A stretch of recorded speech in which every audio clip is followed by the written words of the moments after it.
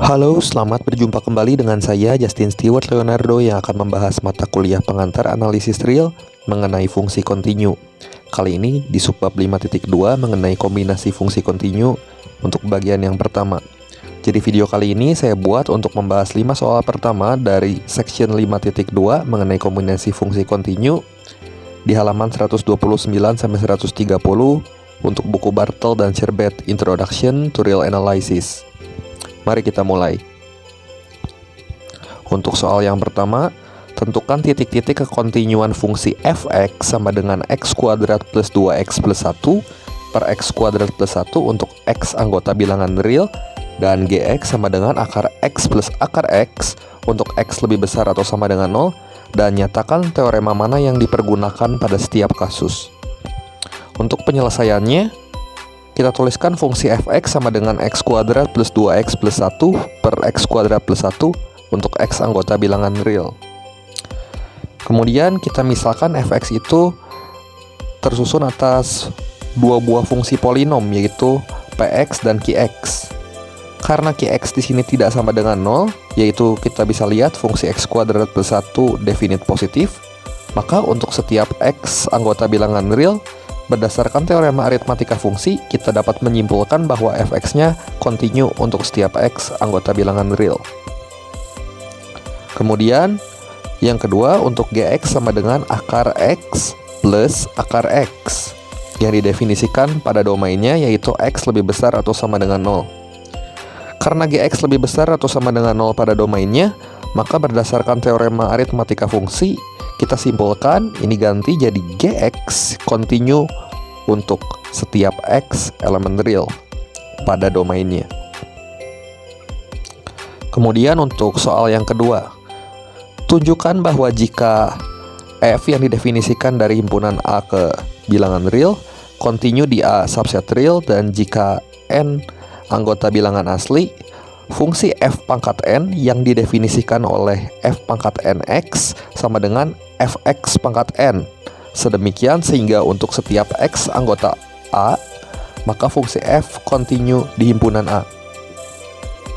Untuk penyelesaiannya, kita tuliskan f pangkat nx itu sama dengan fx dikali fx dikali fx terus sebanyak n kali.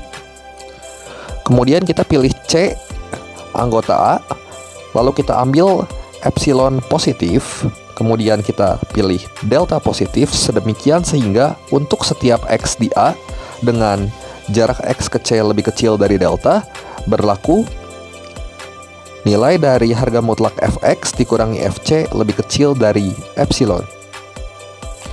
Kemudian dengan induksi matematika, kita peroleh untuk n sama dengan 1, maka fx itu akan kontinu di A. Karena sifat dari fungsi polinom yang berderajat tertentu itu akan kontinu pada himpunannya. Kemudian untuk n sama dengan 2, maka berdasarkan teorema aritmatika fungsi kita dapat tuliskan f pangkat 2x itu juga akan kontinu di A. Kemudian yang ketiga, kita misalkan untuk n sama dengan k, maka f pangkat n dari x, kalau kita ganti f pangkat n-nya dengan f pangkat k, itu juga akan kontinu di A. Langkah terakhir, kita gunakan n sama dengan k plus 1, maka berdasarkan teorema aritmatika fungsi, f pangkat n, atau kita ganti n-nya di sini dengan k plus 1 juga, itu akan kontinu di A.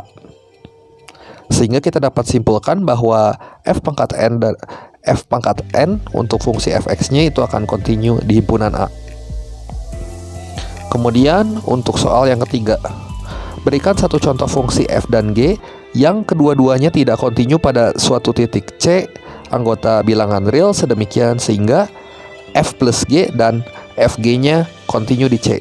Jadi fungsi f dan g-nya itu diskontinu, namun jumlah dan hasil kalinya kontinu di titik C.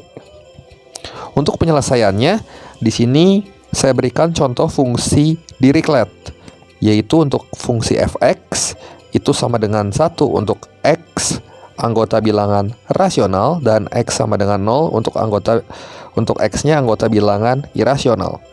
Dan untuk gx-nya itu didefinisikan dengan 0 untuk X anggota bilangan rasional dan Gx sama dengan 1 untuk X anggota bilangan irasional. Dari sini kita dapat melihat bahwa fx ditambah gx itu hasilnya selalu akan 1. Dan dia continue di titik C tentunya ya.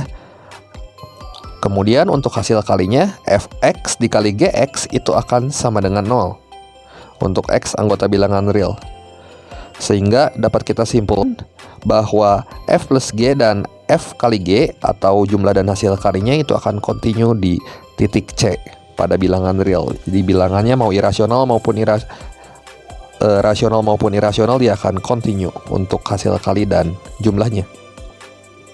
Kemudian untuk soal yang keempat, kita misalkan X didefinisikan ke floor X yang menyatakan fungsi bilangan bulat terbesar. Kemudian kita tentukan titik-titik kontinuan dari fx sama dengan x min floor x untuk x anggota bilangan real. Untuk penyelesaiannya, di sini saya tuliskan fungsinya yaitu fx sama dengan x minus floor x. Karena x continue untuk setiap x elemen real, sedangkan floor x atau fungsi bilangan bulat terbesar ini continue untuk setiap bilangan real kecuali bilangan bulat, maka berdasarkan teorema aritmatika fungsi dapat disimpulkan bahwa nilai dari fx yaitu ini dia juga akan continue di setiap bilangan real kecuali bilangan bulat. Kemudian untuk contoh soal yang kelima atau soal yang terakhir, di sini misalkan f dan g itu didefinisikan dari R ke R dengan fx sama dengan x plus 1 dan gx sama dengan 2 untuk x tidak sama dengan 1 dan g1 sama dengan 0. Buktikan bahwa limit x menuju 0 dari gfx, ini harusnya gfx itu tidak sama dengan gf0.